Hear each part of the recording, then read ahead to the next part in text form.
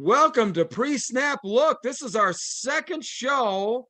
We're still on the air. Incredible.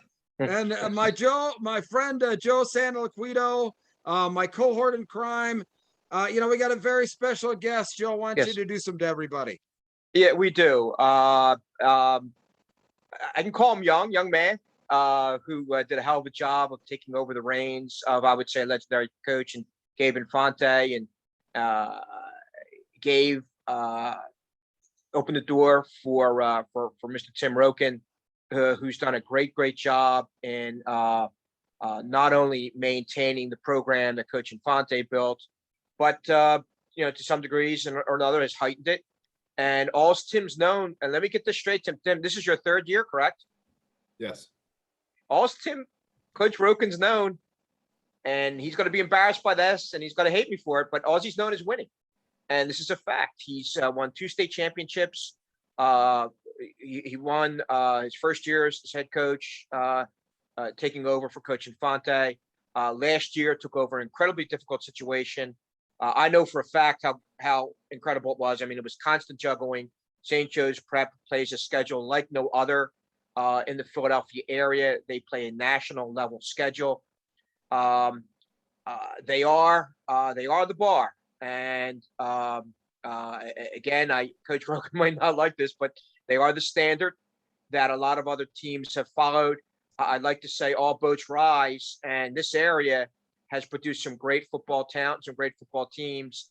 And again, like I said, all boats rise, and that standard was set and continues to be set by Tim Roken and St. Joe's Prep.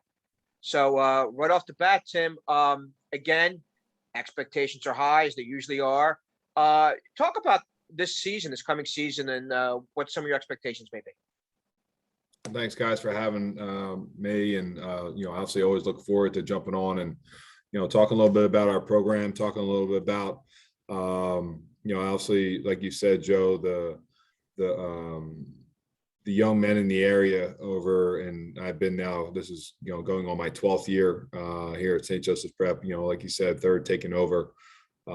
We've had a few losses along the way too, Joe, and maybe not as a head coach. Dude, not many, dude. I've been covering this team for 15 years, not many. We've had some losses we have overcome in some situations, right? We've had to get better by and make sure that, we don't let those same bugs bite us again in terms of that. But I mean, they, the young men in this area, and I think the coaches in this area have done a great job, of evolving, as we all have to year in and year out. And, we always do try and play a very tough non-league schedule to prepare us for a tough Catholic league and what hopes to be, playoffs moving forward, once it get to the middle of November there. And, so we're prepared for those situations. And I think, this year we have another good test on deck in our non-league schedule with opening up against St. Mary Roken coming up here from Southern Maryland. We'll play them this coming Friday at Rutgers University, and then follow that up with a powerhouse in Milton from Georgia coming up to us to play us at Northeast High School on September 11th, and then we close out September for us with and Coach Trevor's down there does an unbelievable job with Gonzaga out of DC, and we'll play them at Franklin Field. So 3 nice tests for us off the jump here in our non-league schedule. And then we open up a Catholic league in the first week of October with LaSalle, and then follow that up with one more non-league game against Middletown, who is well known down in Delaware area, very well coached, and I know quarterback's going to South Carolina. So I'm sure him and Keenan Nelson, our corner safety, will have a lot to talk about in terms of building up to that week. But no, I mean, some great competition, and what's great for that is iron's going to sharpen iron, and we're going to go against great competition, and hopefully it's bettering ourselves along the way to again prepare us for that Catholic League schedule. So looking forward to that. For us, as many may look at us from the outside in and just have the expectations that we're always going to be in Hershey, and it just comes with the territory and comes with the name. it's really, each year is a 1-year life expectancy with what you have in terms of your team. So it's building new leaders, a new group of seniors.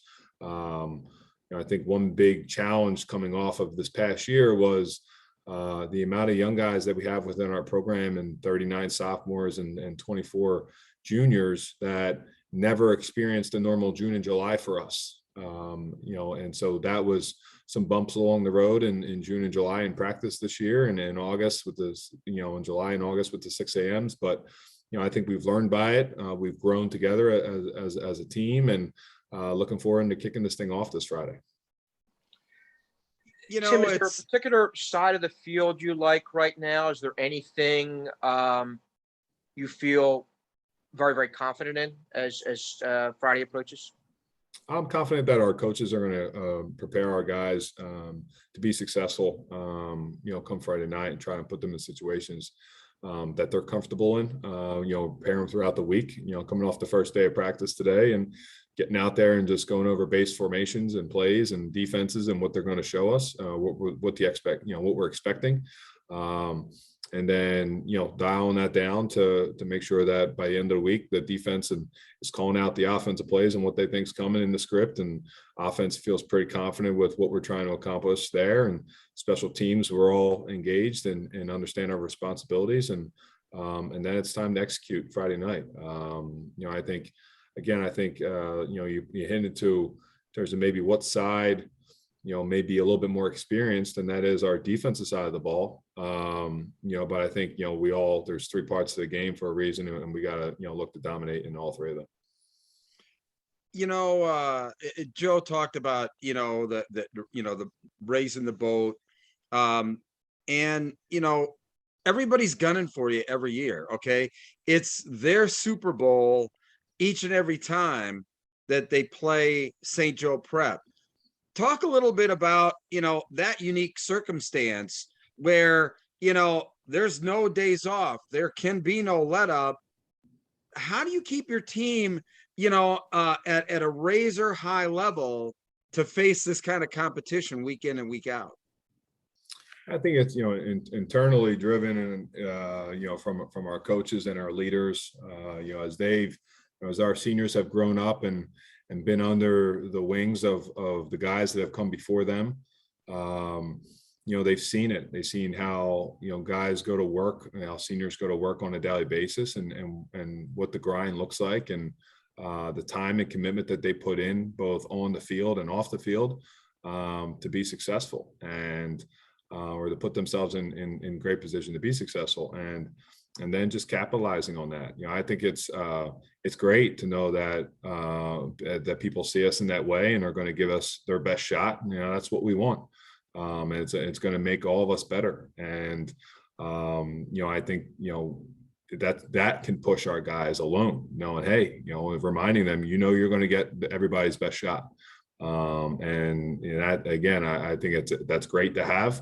And then going out and being able to handle our business, and if things don't work out right, then we got to be able to fix those mistakes and move on to the next week and get better by them.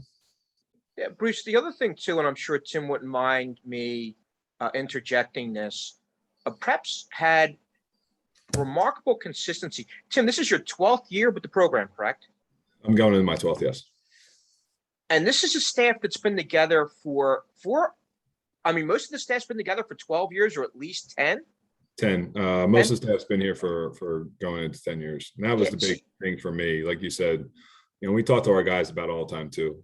You're in the positions that you are right now with, our publicity and where people put us because of the guys that came here before you. And it's the same thing as coaches, and where coaches in the past have put this program, and for Gabe and our staff to come in as we did in 2010. And, we went 11-11 in those first 2 years, 4-7 and 7-4 in those first 2 years. And then since 2012 is when, key core of the staff came on board. And Tom Sugden, our assistant head coach and offense coordinator, has worked with the offensive line for all those years. And Sean Stratz, our defense coordinator, who worked under Gabe. And, even though Gabe would get, Gabe was the one calling in, signal on the sideline, him and Stratz were working all week, to be able to prepare that. And, majority of the staff has stayed together over these last 10 years, the core group of it. And we've hired some younger guys to to keep the energy going as those older guys get a little bit, on the older side, and have been here for a little bit longer. But no, I think they've all done a great staff, which has made my job that much easier, and be able to kind of oversee the whole program. And it makes the message, like you were saying, Tim, year after year after year after year, Bruce. I mean, their focus as a collective unit is amazing. I mean, you have, and I've been around a lot of teams at the major college level and at the pro level, and Tim may be a little bit embarrassed by this, but they could take some lessons from Coach Roken, and that consistent message to these kids, these young men. I mean, their focus is incredible, and these are 15, 16, 17, 18-year-old kids that, I mean, we were all that age at one time. I mean, you blink, my attention, at least I can speak for myself, my attention that age was gone. And these guys, these young men here, have been able to maintain that kind of focus, that kind of concentration. And it's a testament to Coach Roken, it's a testament to his staff, testament to the school. Obviously, it's amazing school. I mean, you talk to anybody that graduated from St. Joe's Prep, and they'll be lucky, they say, that I have a couple brain cells together to still rub, after they get out of there. But, a lot of these guys that get out, all of them, when they get get into college, life becomes that much more easier because of the grind. And it is a grind academically and athletically, in that order, when you go to a St. Joe's Prep. And then you have the standard of, on the field where, again, they've taken this to a national level. And now you have national level players. Tim, if you could speak a little bit about some of the guys you have back this season, some of your headliners, some of the leaders of this team. Yeah, I think, you mentioned defense earlier. Starting up front, that's where a lot of our seniors are back, in return starter, and Dan Daly and Noah Click, Matt Roback getting some work interiorly there again this year. Matt Dumont is a returning starter, a rising junior. And then to the second level, you have Josiah Trotter, obviously leading it there in the middle. Has played to play back-to-back years with only his brother there, partly by his side, and has had to go through some growing pains and being the guy to get everybody aligned right and run the defense there. So he's grown up a ton over the last two, and expecting him to have a great year for us there. We have a senior linebacker that played some safety for us, and 2 years ago was only 6 foot playing corner, but now he's 6'5" playing linebacker. Is Rocco Nickel. Is doing a great job for us this offseason so far right now. And Keenan Nelson, obviously the safety / corner, has played in multiple positions back there for us. Is leading it back there with some younger guys under his wings, and who's a very good one in Emilio Agard, who played for us last year as a freshman in some nickel packages, but has obviously got a lot of publicity in this offseason with the amount of college publicity there in terms of the offers that he's picked up. But he's having a great, I tell you what, he's a great leader. Really tries to get the guys going whenever the kind of tempo's down a little bit, emotions are down a little bit in practice sometimes, and he's trying to be that Energizer bunny there in the back half. So offensively, I think on both sides of the ball, our experience up front is what we're leaning on. And that's in the offensive line with returning, left tackle and Brad Harris. You have 2 interior guys, and Julian Cervantes and George Reinhardt, who both played last year as sophomores on the offensive line. And then a senior in Alec Treadway, who's doing a good job for us at right tackle right now. 2 senior running backs and Josh Barlow and Blaine Bunch, and some young guys that have popped, given some opportunities this summer in Kasim Phillips and Eric Sanchez. So 2 younger guys there being able to kind of have a rotation there at the running back position. And then from a wide receiver standpoint, we're very young in that position. And but again, I think these younger guys, it was key for them, as many of them have played up as freshmen that are getting into these key roles, to be able to see how guys that came before them handled their business. Right? When you send off a group that we did offensively, and Marvin Harrison and Malik Cooper and Samir Hagans, those young guys that were able to watch them go to work last year, it was important. And I know that was only the tough part was there was only 6 weeks of that instead of, potential 12 and a whole off season to be able to watch them do that leading into the season. But, I think that in that little snapshot there, that they gained a lot from it. I know they still communicate with some of those guys and always getting tips and checking in on them, each other, and how they're doing in both in college and down here still at the prep. And I think they're growing. We're growing together right now, and it's been a process again, coming off of getting back into some normalcy, and then looking forward to the seniors that are in those key positions and leading us, and then the young guys, growing and getting better and more consistent every day. And the quarterback position is still up, Tim. That'll be determined when I go up there and see you guys Friday night. See you Friday night. Okay. Tim also does. Some NFL coaches can take some tip from Tim. He keeps secrets tight to the vest, which is fun. Which is fun. I look forward to seeing that. So,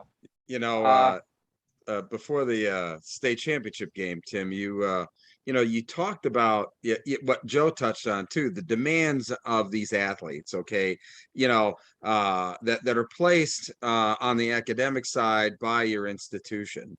But beyond that, what are some of the unique challenges that a player who plays football at the St. Joe Prep has to, get through just to be on the team?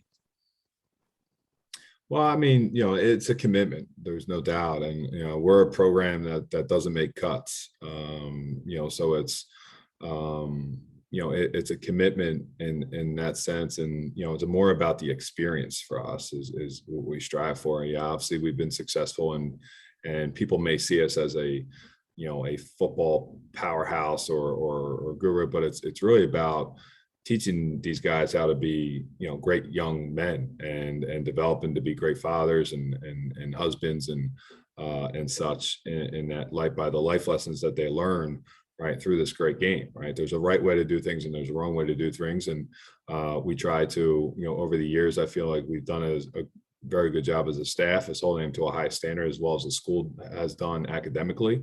We're holding them to a very high standard of what our expectations are on the field for them. And that could be in the off season and, in the summers and the 6 a.m. practices, where some of these guys are getting up at 4 a.m.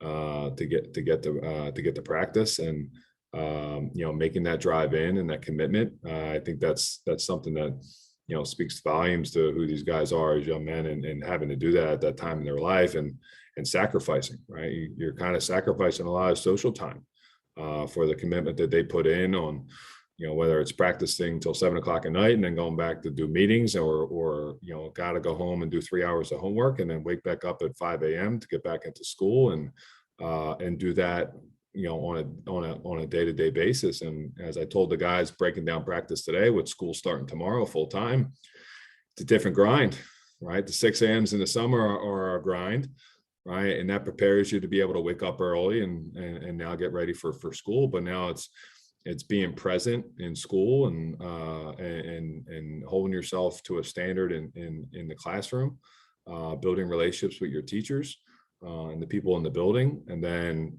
being able to flip the switch and walk out to practice from 4 for 2.5 to 3 hours in the evening, and be present and be held to a high standard, and then go home and reflect on the day, and realize and figure out what's important to better yourself as a person moving forward in the next day. So, it's a vicious cycle and grind for a day to day, but there's no doubt that these guys walk away and go on to the next step in life, whether it be playing football or whether it be, doing internships or going to start their lives. They have an appreciation for the 4 years that they spent here, and the sacrifices they made, and the benefits that it's put them in moving forward. I'll tell you what, too, Bruce. You want to challenge Latin? In a word, Latin. Oh. I believe, Tim, everybody has to go through 2 years of Latin. 2, yeah. 2 years of Latin and prep. That's opposite. And the other thing I got to test pluribus unum. Yeah, the other thing I got to test you, Bruce, is no one gets a break there. I mean, they've had star players there. I mean, you don't carry the freight, you pay the weight, so to speak. And I it's been a few summers there. I've seen some guys come in and didn't exactly, had to make amends. I'll word it that way. Had to make amends. So there's no breaks. There's no breaks, whether it be the last guy on the bench or the superstar. No one gets a break there. So and these guys, they may howl and scream about it, and they do. But again, talking to all of them, I mean, from DeAndre Swift to the Alameda Zacchaeuses, to the John Daniel Runyons. It was a grind, but when DeAndre went to Georgia, Jesus God, this is far easier than I had at prep. When John Daniel went to Michigan, far easier than I went to prep, or Alameda Zacchaeus or Virginia, which is all those schools are academically demanding schools. So it's exactly what Coach Roken was saying. They and that's a case where in the classroom, out on the field, iron sharpens iron, steel sharpens steel.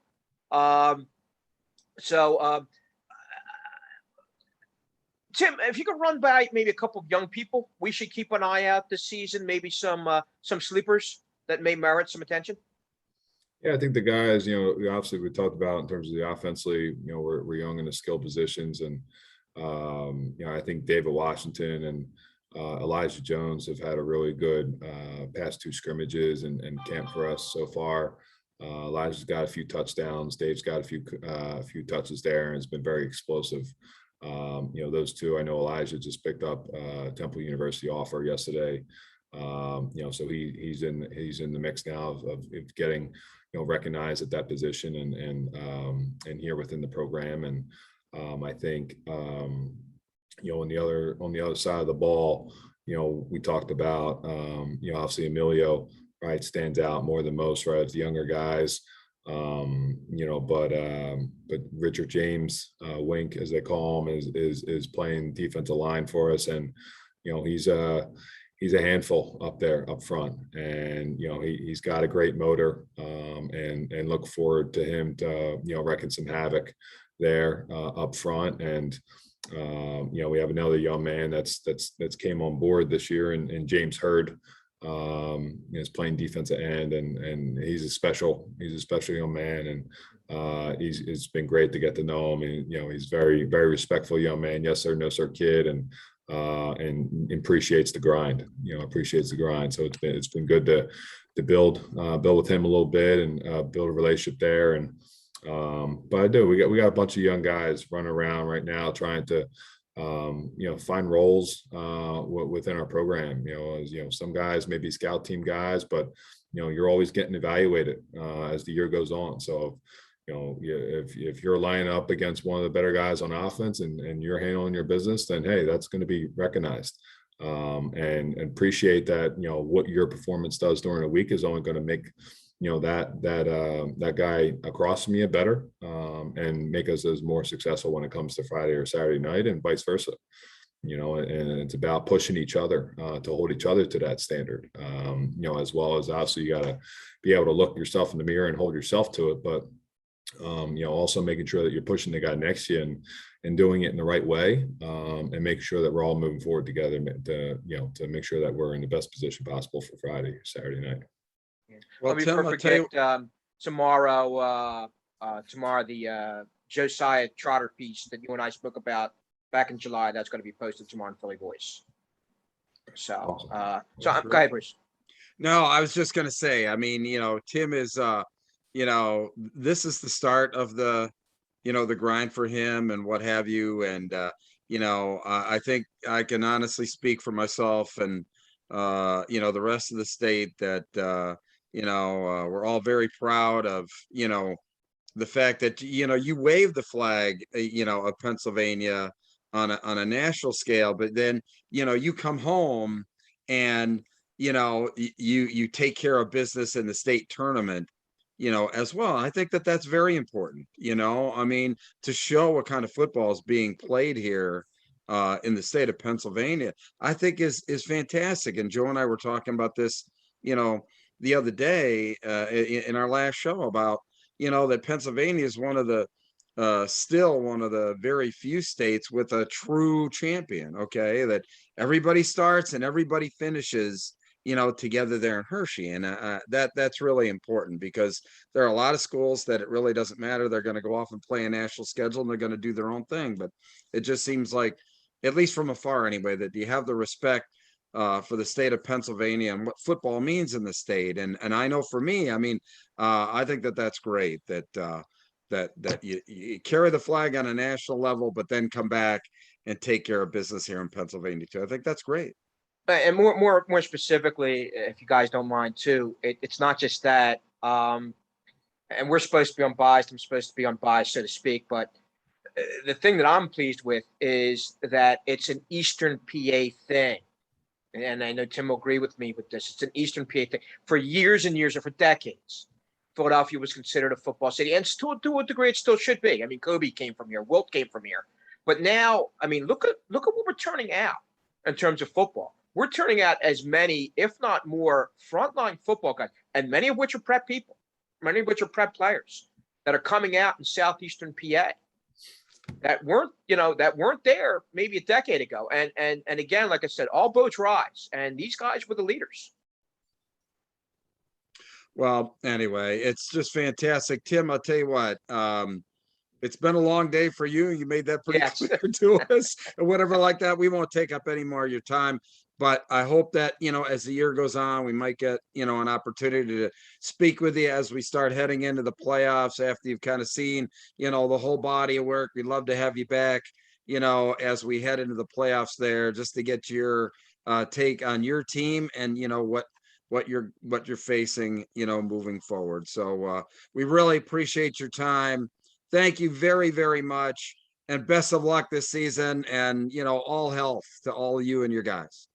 No, appreciate that. Appreciate you guys having me. And yes, more than welcome. More than happy to hop back on at some point. Hopefully it's, we're in that position in terms of heading into the playoffs in November and making another run at this thing. Kick this thing off Friday night and see and lay all the cards out and see where we're at, and we'll roll from there. But appreciate you guys having me tonight. Right, go Prep. Thank you. All right, thanks. Take care. See you later, Tim. Always a pleasure. Rutgers.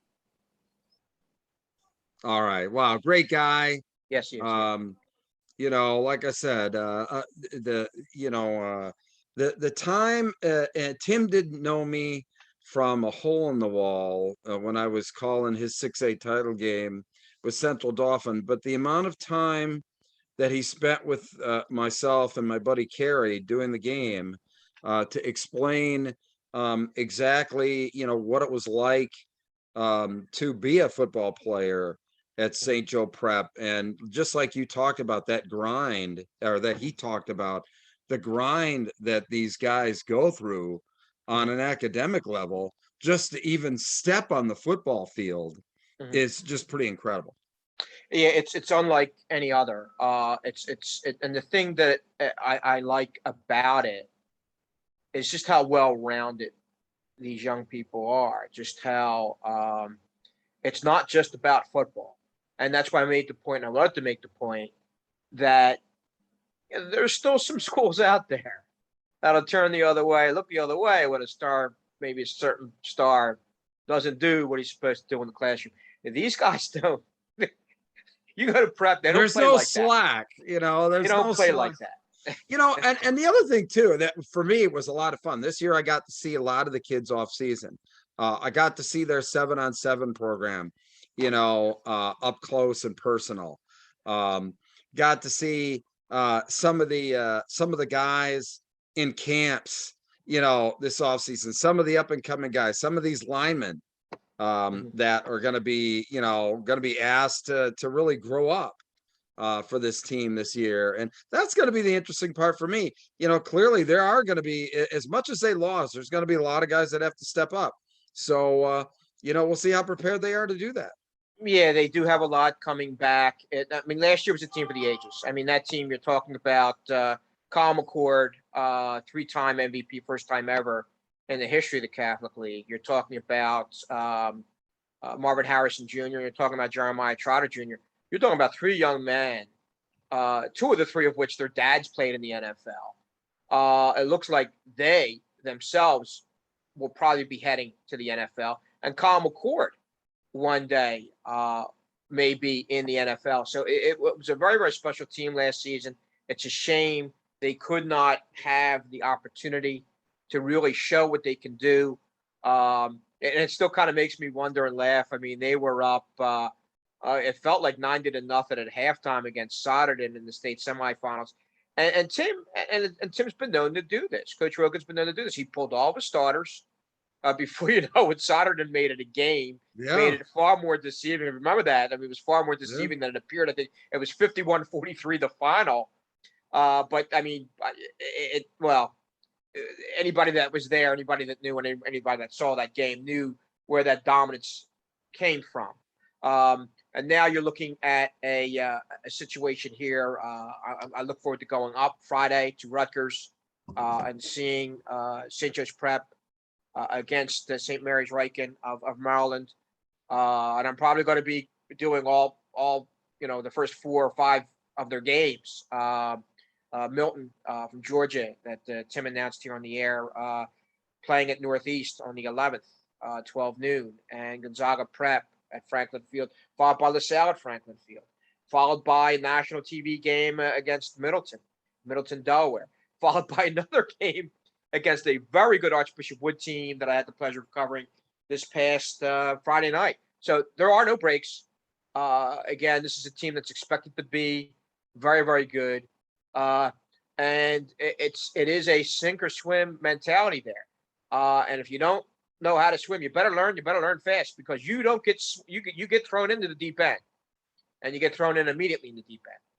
Yeah. So I'm looking forward to this season. We'll see where things go. We'll see where things lie in reference to where the decision is in terms of quarterback. That's still kind of up in the air right now, where that can go. I'll find out. I'll be there Friday night. I'll find out where that goes. I may tweet it. I probably will tweet it when the actual starter comes out and takes snaps. So we'll see where that lies. But again, I'm looking forward to the season. Looking forward to these games ahead, and these are going to be competitive games. Prep's prep, but again, LaSalle is an excellent football team, and I saw an incredible defense by Archbishop Wood this past weekend. Well, and that's a great segue into taking a look at some of these games from last week. You talked about LaSalle. They beat a good Bishop McDevitt team, at Bishop McDevitt. Yeah. 21-0. Yeah.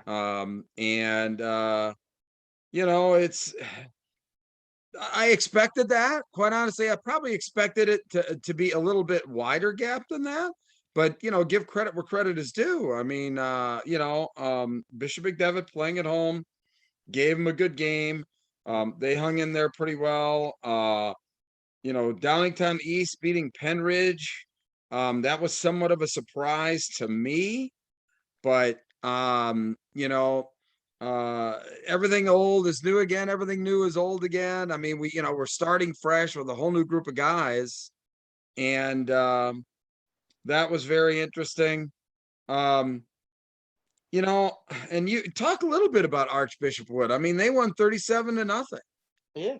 They won 37-0, Bruce, and I believe I was there. I covered the game. I think it was 10. It might have been 10 penalties for 105 yards, including, by the way, a 100-yard interception return by Andrew. This is bad. I covered Andrew's game. It was one of the lead stories here. Young man's a senior defensive back for Archbishop Wood. You have to bear with me. That's all right. I mean, he was the centerpiece of the story. So here, he takes it 100 yards, and it was where are we here? This is bad here. I gotta look this up. But this is the state of my mind these days, where I'm doing 8 million things at once, and one thing works into the other. Andrew Mchugh, there we go. I'm sorry, Andrew, but he comes up with 3 touchdowns, 2 interceptions. One of the interceptions he returns on the last play of the game for 100 yards, Bruce. 100 yards. Gets to the end zone, huffing and puffing, tired as hell. Only to find out a teammate. This is high school football, so I'll leave the kid's name alone.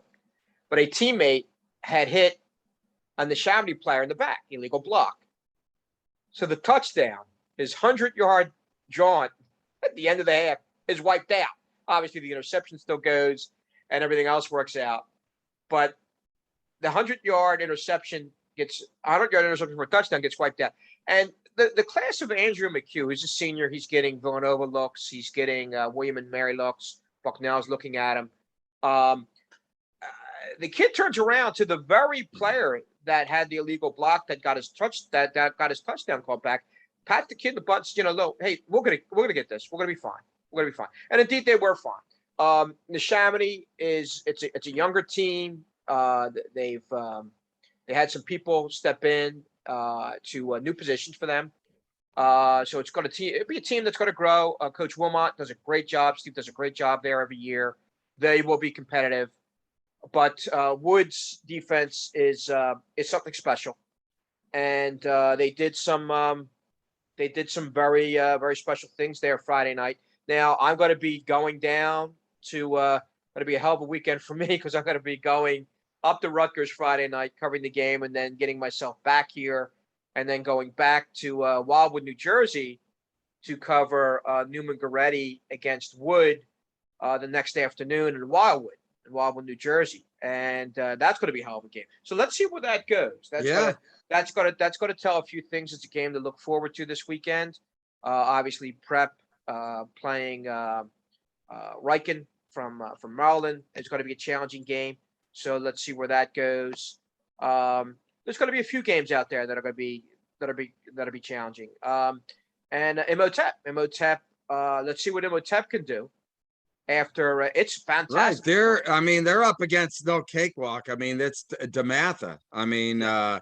That's pretty crazy. The schedule that they've got, but it was great talking with Coach Johnson last week, and for them to go out and put forth the effort that they did, to beat Pittsburgh Central Catholic was pretty special.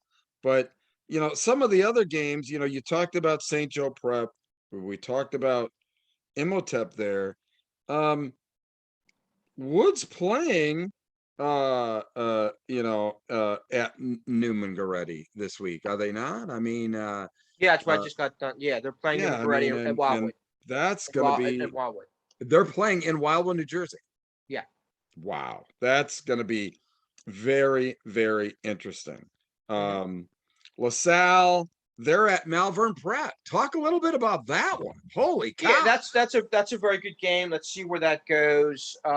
In the past, Malvern's LaSalle's superior size and speed prevailed. That was when I was introduced to Sam Brown a couple years back, when Sam was a sophomore. Now Sam's a senior, and has committed to Rutgers.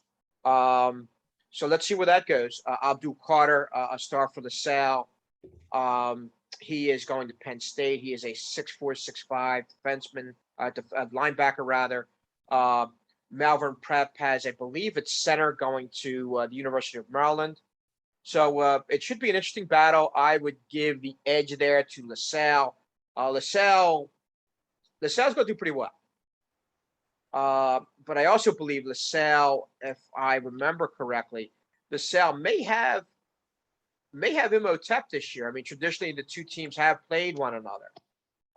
So we'll see where that goes.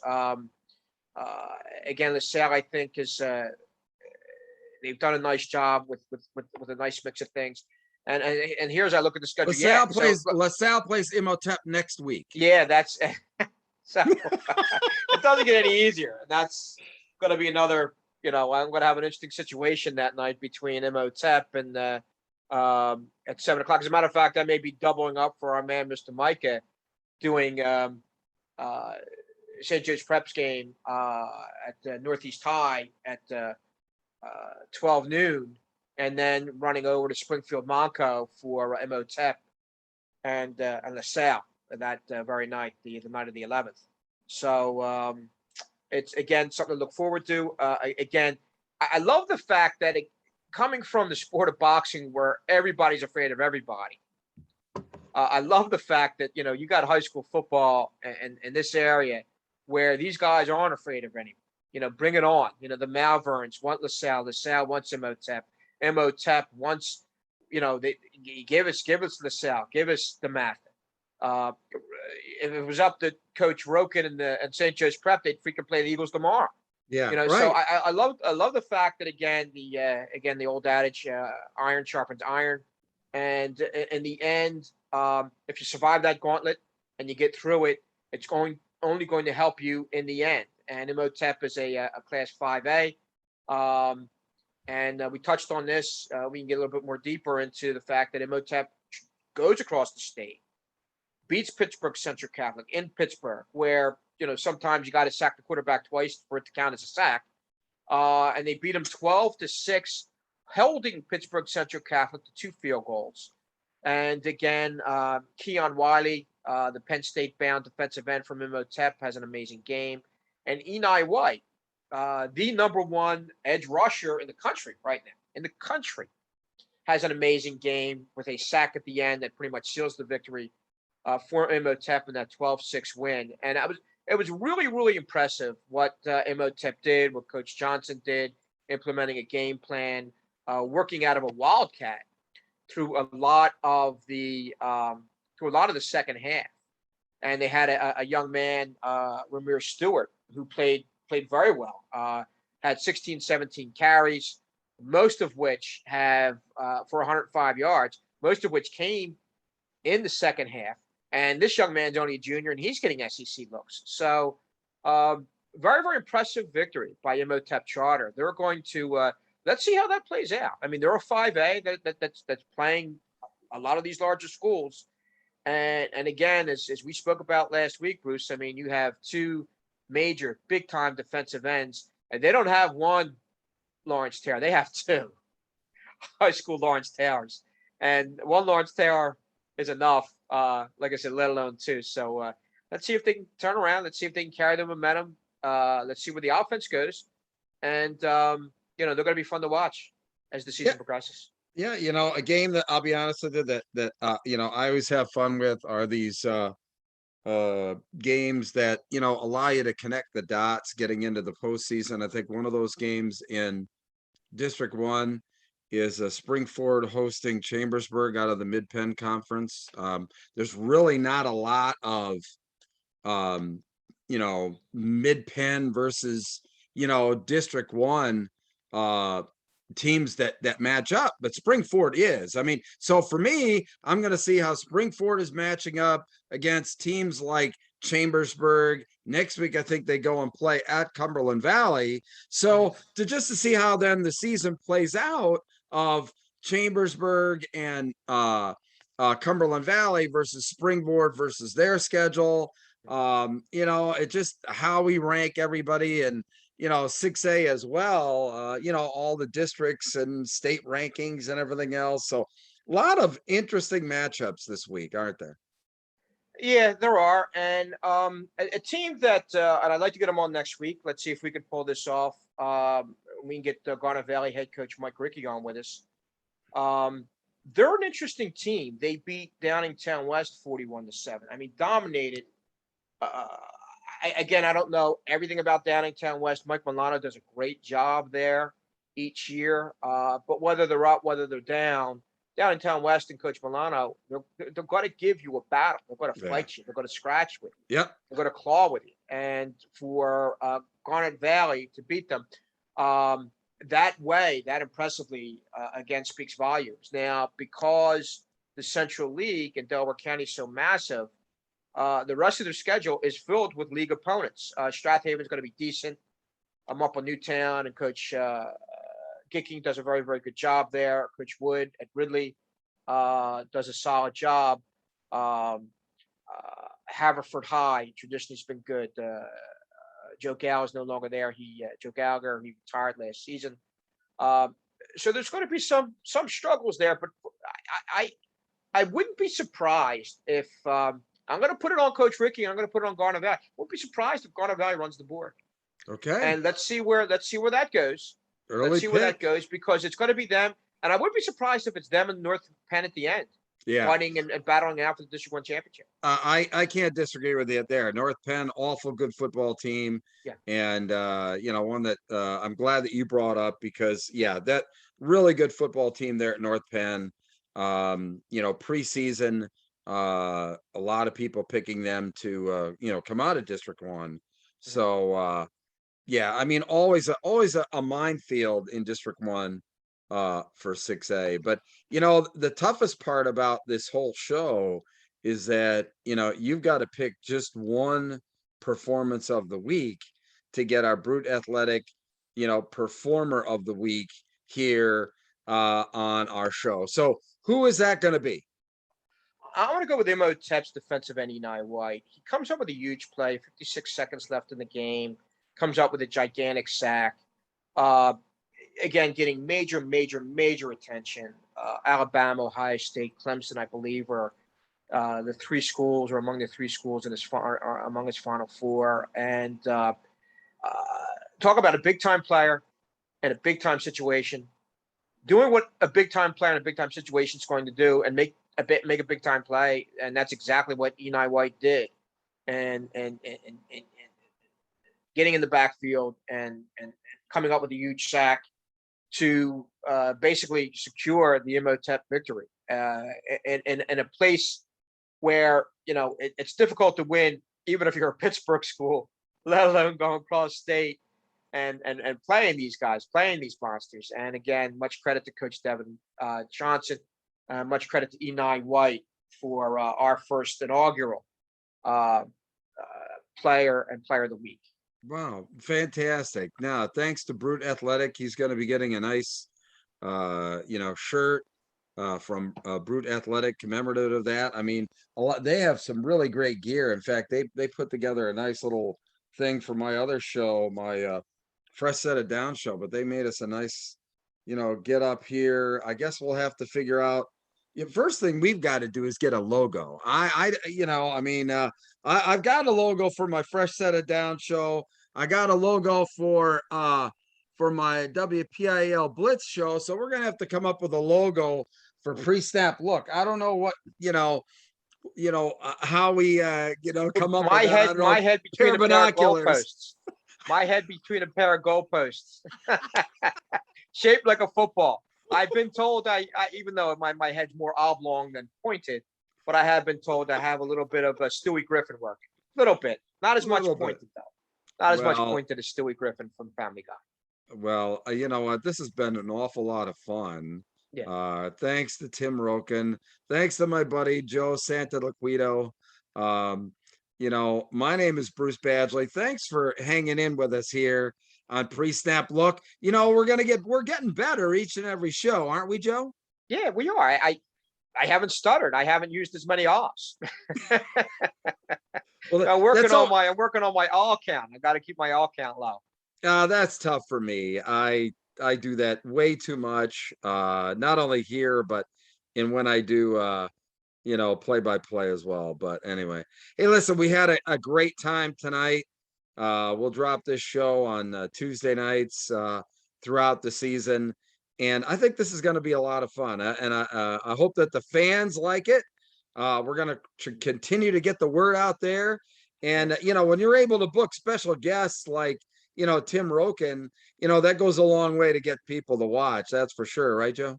Yeah, it does. And I appreciate Coach Roken's cooperation and, relationships help. I mean, I go way, way back with Tim and the program and always appreciated what Tim was able to do and the time, the blood, sweat, and tears. I mean, Bruce, his day began at, I kid you not, 5:30 this morning. Yeah, I know. And he was going at it. And for Tim to give us the time of day is just, it's just something very special. It was But it very- also speaks, I mean, when the kids see, when young people see the commitment like a Tim Roken that he puts into his job, and on many levels, it's a thankless job. I mean, none of these guys are getting paid millions to do what they're doing, to invest.